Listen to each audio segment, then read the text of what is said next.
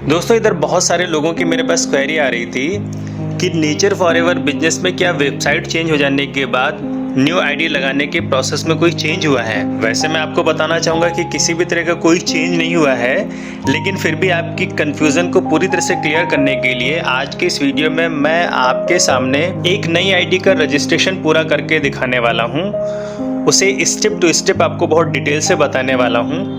तो दोस्तों आईडी को लगाने के लिए सबसे पहले हमें natureforeverindia.com की वेबसाइट पर आना है, जो कि हम गूगल पे टाइप करेंगे natureforeverindia.com। हमारे सामने वेबसाइट का होम पेज ओपन होकर के आ जाएगा। अब उसके बाद यहाँ पे हमें जो 3 लाइनें दिखाई दे रही हैं, हमें इस पर क्लिक करना है। इस पर क्लिक करने के बाद आप देख रहे हो कि यहाँ पे एक रजिस्टर करके ऑप्शन आ रहा है, हमें इस पर क्लिक करना है। उस पर क्लिक करने के बाद आपके सामने रजिस्ट्रेशन फॉर्म कुछ इस तरह से ओपन होकर के आ जाएगा।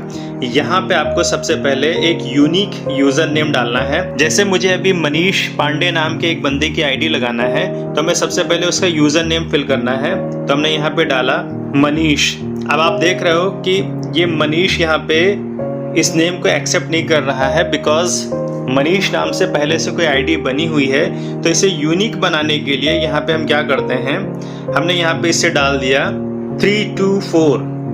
उसके बाद अलग क्लिक करके हम देखते हैं। अब देखिए यूजर नेम अवेलेबल लिख करके आ गया, इसका मतलब इस आईडी को हम यूज कर सकते हैं।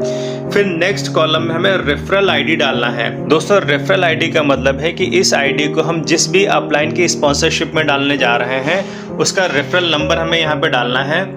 तो हमने यहाँ पे अपनी रेफरल आईडी डाल दी।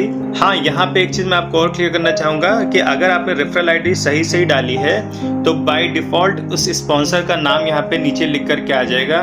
फिर अगले कॉलम में हमें उसकी पोजीशन को सेलेक्ट करना है। पोजीशन मीन्स आपको इस रेफरल आईडी यानी इस स्पॉन्सर के लेफ्ट में इसको डालना है या राइट में डालना है। तो यहाँ पे आप क्लिक करके देखोगे तो आप देख रहे हो कि लेफ्ट राइट अलग अलग ऑप्शन आ रहे हैं। तो हमें यहाँ पे लेफ्ट हमने सेलेक्ट रहने दिया, बिकॉज हमें इस आईडी को लेफ्ट में डालना है।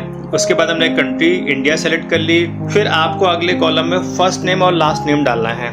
यहाँ पे आपको इस बात के लिए मेक श्योर रहना है कि आपको यहाँ पे एग्जैक्टली वही नेम की स्पेलिंग डालना है जो उसके आधार कार्ड पर स्पेलिंग पड़ी हुई है।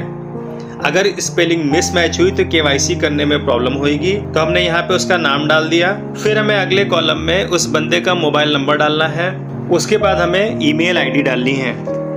ईमेल आईडी डालने के बाद अगले कॉलम में हमें क्या करना है कि एक यूनिक पासवर्ड डालना है। तो हमने यहाँ पे पासवर्ड डाल दिया।